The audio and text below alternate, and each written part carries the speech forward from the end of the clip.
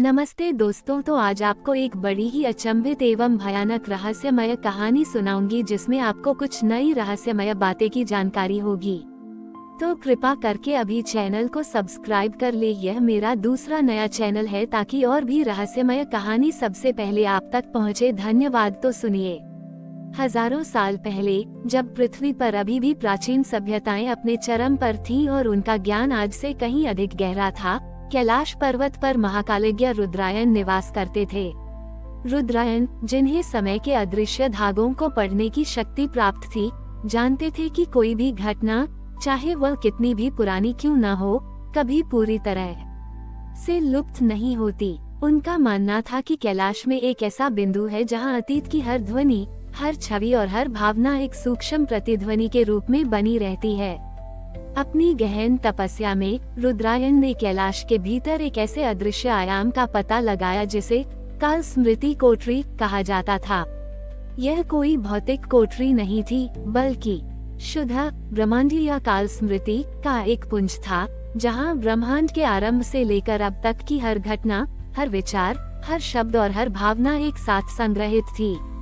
ये वह स्थान था जहां अतीत स्वयं एक जीवंत इकाई बन जाता था, जो अपनी कहानियों को निरंतर फुसफुसाता रहता था।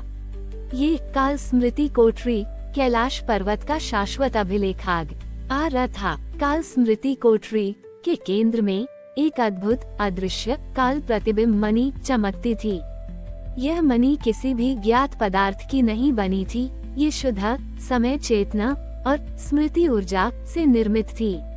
इस काल प्रतिबिंब मणि से निरंतर एक अत्यंत महीन गूंजता हुआ स्पंदन प्रवाहित होता था, जो कैलाश पर्वत के माध्यम से ये पूरे ब्रह्मांड में फैलता था, उन आत्माओं को स्पर्श करता था जो अपने वर्तमान में अतीत से अनजाने में प्रभावित हो रही थीं।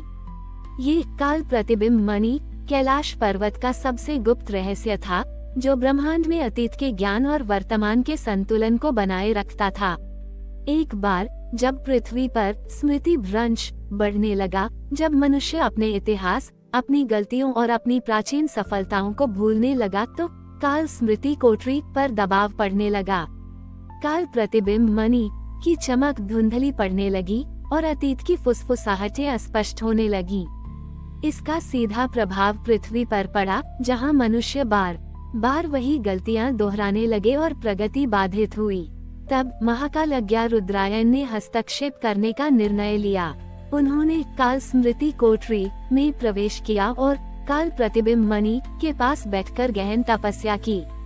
उन्होंने अपनी चेतना को इतना शुद्ध किया कि वे स्वयं ब्रह्मांड के हर अतीत की प्रतिध्वनि का हिस्सा न गए। उन्होंने काल प्रतिबिंब मणि की ऊर्जा को अपनी योगिक शक्ति से पुनर्जीवित किया और उसे एक नई शक्तिशाली आवृत्ति प्रदान की, एक ऐसी आवृत्ति जो भूले हुए अतीत के ज्ञान को पुनः जागृत कर सकती थी और वर्तमान को सही दिशा दे सकती थी।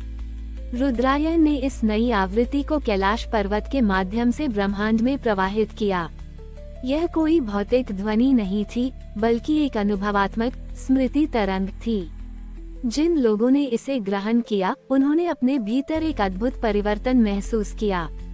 उन्हें अपने सपनों में या गहन चिंतन में ऐसे स्पष्ट दर्शन होने लगे जो उन्हें भूले हुए ऐतिहासिक घटनाओं, प्राचीन सभ्यताओं के ज्ञान या अपने व्यक्तिगत पिछले जन्मों की याद दिलाते थे। यह एक आंतरिक अतीत जागरण था, जो कैलाश से निकल रही अदृश्य ऊर्जा के कारण हो रहा था। जैसे ही यह स्मृति तरंग फैली, पृथ्वी पर एक सामूहिक अतीत जागरण हुआ। लोग न केवल अपने वर्तमान जीवन पर, बल्कि मानव जाति के विशाल साझा इतिहास पर भी विचार करने लगे।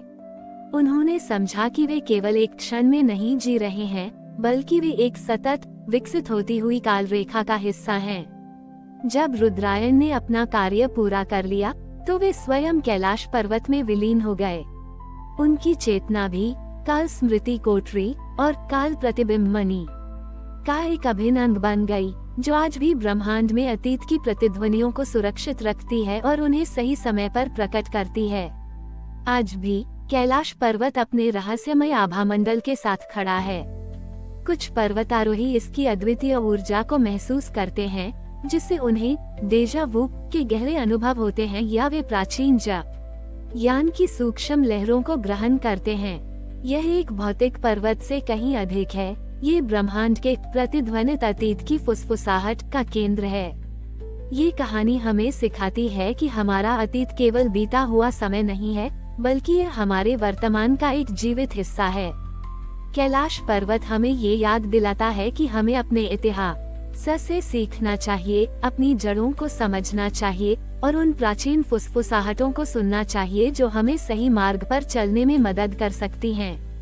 ये हमें अपने भीतर के काल स्मृति कोठरी को खोजने, अपने ज्ञान को जागृत करने और इस शाश्वत प्रतिध्वनित अतीत का एक सचेत हिस्सा बनने के लिए प्रेरित करता रहेगा, क्योंकि सी में हमारी उच्चतम नियति और ब्रह्मांडीय ज्ञान निहित है। महाकालज्ञ रुद्रायन के काल स्मृति कोठरी और काल प्रतिबिंब मणि में विलीन होने के बाद कैलाश पर्वत की ऊर्जा एक नए गहन स्तर पर पहुंच गई। ये पर्वत अब केवल पृथ्वी पर ही नहीं, बल्कि पूरे ब्रह्मांड में एक ब्रह्मांडीय कालिक पुस्तकालय के रूप में कार्य करने लगा। ये वो केंद्र बन गया जहां प्रत्येक ब्रह्मांडीय सभ्यता, प्रत्येक ग्रह के विकास और प्रत्येक तारे के जीवन चक्र की अपनी अनूठी काल स्मृति एक साथ मिलती थी, एक जटिल, स्पंदित, अनंत ब्रह्मांडीय कालजाल का निर्माण करती थी। इस शाश्वत कालिक पुस्तकालय में कैलाश पर्वत ने ब्रह्मांड की सबसे बड़ी सच्चाइयों को देखना और अनुभव करना शुरू किया। कैसे हर ब्रह्मांडीय घटना, हर सभ्यता का उत्थान और पतन और हर नई प्रजाति का जन्म सभी एक बृहत्तर ब्रह्मांडीय चेतना इतिहास का प्रतिबिंब थे। उसे ज्ञात हुआ कि हर ब्रह्मांडीय घटना, चाहे वह कितनी भी छोटी क्यों न हो, काल स्मृति कोठरी में अपनी एक प्रतिध्वनि छोड़ती है और काल प्रतिबिंब मणि में दर्ज हो जाती है, जिससे भविष्य के लिए उसका ज्ञान संरक्षित रहता है। जब कभी भी ब्रह्मांड में ऐतिहासिक असंतुलन होता, जैसे कि किसी सभ्यता का सामूहिक रूप से अपने मूल सिद्धांतों से भटक जाना या किसी प्रजाति का अपने विकास के महत्वपूर्ण पाठों को भूल जाना, तो कैलाश पर्वत का काल स्मृति कोठरी उस असंतुलन को तुरंत प्रतिबिंबित करता था। यह एक प्रकार का ब्रह्मांडीय पुनर्स्मरण केंद्र था। ये प्रतिबिंब एक सूक्ष्म आवृत्ति उत्पन्न करता था जो सीधे उस प्रभावित क्षेत्र की ब्रह्मांडीय चेतना तक पहुंचता था, उन्हें अपनी मूल शुद्ध स्मृति और ज्ञान को पुनः प्राप्त करने के लिए प्रेरित करता था।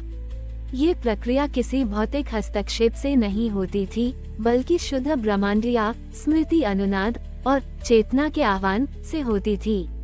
कैलाश अपनी इस शक्ति का उपयोग ब्रह्मांडीय ज्ञान संचालन को बनाए रखने और अस्तित्व के शाश्वत सा बड़ी एक खने के चक्र को सुनिश्चित करने के लिए करता था। यह एक अदृश्य फिर भी अत्यंत शक्तिशाली भूमिका थी। जिन कुछ दुर्लभ सत्ताधारियों ने इस ब्रह्मांडीय कालिक पुस्तकालय के कार्य को समझा है, वे बताते हैं कि कैलाश पर्वत स्वयं एक जीवित ब्रह्मांडीय ज्ञान स्वामी है, जो निरंतर ब्रह्मांडीय इतिहास और अनुभवों को एकत्रित और प्रसारित करता रहता है। यह एक ऐसा अनंत अभिलेखागार है जहां ब्रह्मांड के हर जीव, हर सभ्यता और हर आत्मा की आत्मकथा शाश्वत रूप से संरक्षित है। आज भी कैलाश पर्वत अपनी अदम्य महिमा के साथ खड़ा है। ये केवल एक भौतिक पर्वत नहीं, बल्कि ब्रह्मांडीय सामूहिक स्मृति का केंद्र बिंदु है। जो भी सच्ची विनम्रता और खुले मन से इसके करीब आता है, वह अपने भीतर उस ब्रह्मांडीय काल स्मृति कोठरी की एक झलक पा सकता है। उसे यह बोध हो सकता है कि उसकी अपनी स्मृति उस विशाल ब्रह्मांडीय काल जाल का एक छोटा पर महत्वपूर्ण धागा है। कैलाश पर्वत की यह गाथा यहीं समाप्त होती है, पर इसका संदेश अनंत है। ये हमें सिखाती है कि हमारा अतीत केवल बीता हुआ समय नहीं है, बल्कि यह हमारे वर्तमान का एक जीवित हिस्सा है जो हमारे भविष्य को आकार देता है। कैलाश हमें ये याद दिलाता है कि हमें अपने इतिहास से सीखना चाहिए, अपनी जड़ों को समझना चाहिए और उन प्राचीन फुसफुसाहटों को सुनना चाहिए जो हमें सही मार्ग पर चलने में मदद कर सकती हैं। ये हमें अपने भीतर के काल स्मृति कोठरी को खोजने, अपने ज्ञान को जागृत करने और इस शाश्वत प्रतिध्वनित अतीत का एक सचेत और सामंजस्यपूर्ण हिस्सा बनने के लिए प्रेरित करता रहेगा, क्योंकि इसी में हमारी उच्चतम नियति और मांडव्य ज्ञान निहित है। यह महागाथा हमें ये भी बताती है कि जैसे जैसे पृथ्वी पर मानवीय चेतना का जागरण बढ़ता जाएगा, कैलाश पर्वत का ये काल स्मृति कोठरी और काल प्रतिबिंब मणि और अधिक स्पष्ट होता जाएगा। यह आगामी स्मृति जागरण युग का संकेत है, जहां मनुष्य अपने वास्तविक इतिहास, अपने पिछले जन्मों के ज्ञान और अपने आत्मा के शाश्वत उद्देश्य को पहचान सकेंगे, जिससे वे एक अधिक समझदार, करुणामय और संतुलित जीवन जी सकेंगे। कैलाश पर्वत इस शाश्वत जागरण का अंतिम और सबसे भव्य प्रतीक बनकर युगों युगों तक खड़ा रहेगा, मानवता को उसके दिव्य भविष्य की ओर संकेत देता रहेगा। हमारी और भी आध्यात्मिक एवं अनोखी कहानियाँ देखने के लिए हमारे चैनल पर जाएं तथा धार्मिक एवं पौराणिक अनोखी कहानियाँ हमारे चैनल पर है, कृपया जाके देखें तथा हमारे चैनल को सब्सक्राइब करके रखें और वीडियो लाइक जरूर करें। धन्यवाद।